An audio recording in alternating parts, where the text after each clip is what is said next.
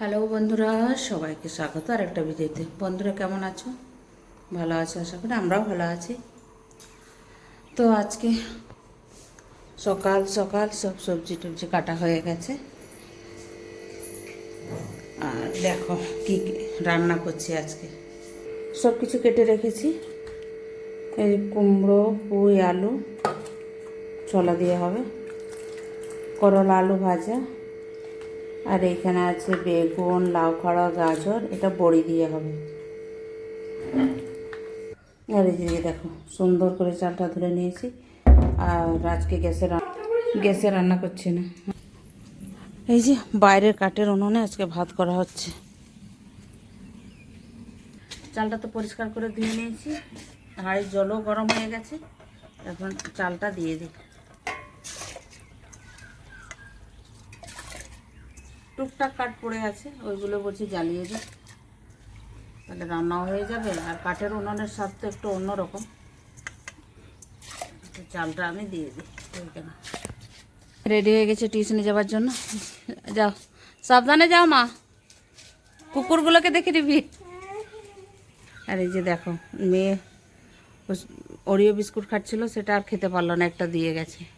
আমার যদিও ভালো লাগে না, তো ফেলে দেবো কেন, খেয়ে নিই।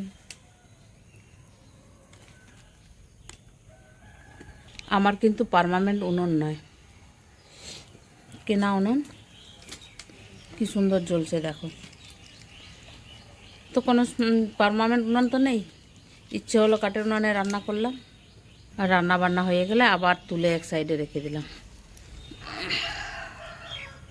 ভাতটা হয়ে গেছে বন্ধুরা, আমি ফ্যান গলাতে দিয়েছি। তো এটা এখানেই থাকুক, একটু পরে নিয়ে যাব। ততক্ষণে সেদিকে রান্না চাপিয়ে দিয়েছি। এক পাশে চা বসিয়েছি, লাল চা। আর এদিকে রান্না বসে গেছে পুঁই আলু কুমড়োর তরকারি। মশলা দেবো না, একদম খুব সাদামাটা রান্না হবে। কেন কি এত গরমে আর মশলা খেতে ভালো লাগে না। এটাতে শুধু ছোলা দেবো, জিরে গুঁড়ো, হলুদ গুঁড়ো আর একটু লঙ্কা গুঁড়ো, ব্যাস। আদা রসুন কিচ্ছু দেবো না। দিয়ে দিচ্ছে ছোলা।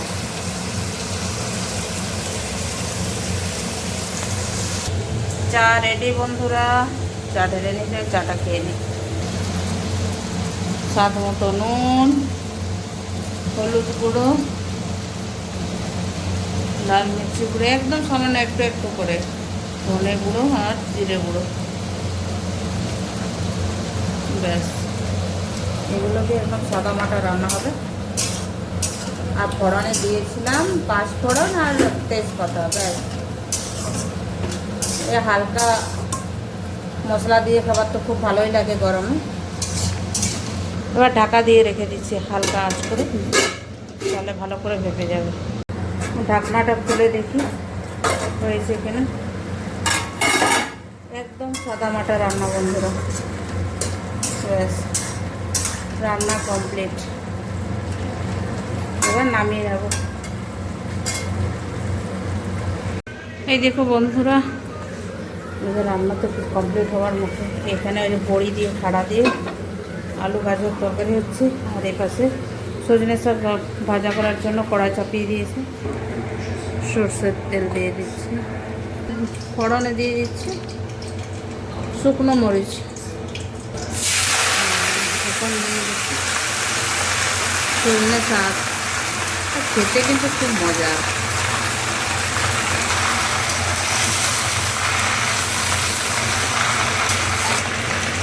স্বাদ মতো নুন দিয়ে দিচ্ছি।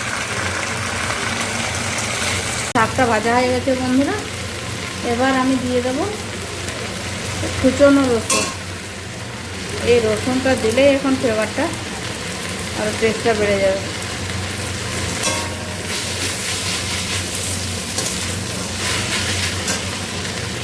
আমার শাক ভাজা কমপ্লিট হয়ে গেছে, এখন নামিয়ে নেব। সাদা মাটা রান্না বন্ধুরা,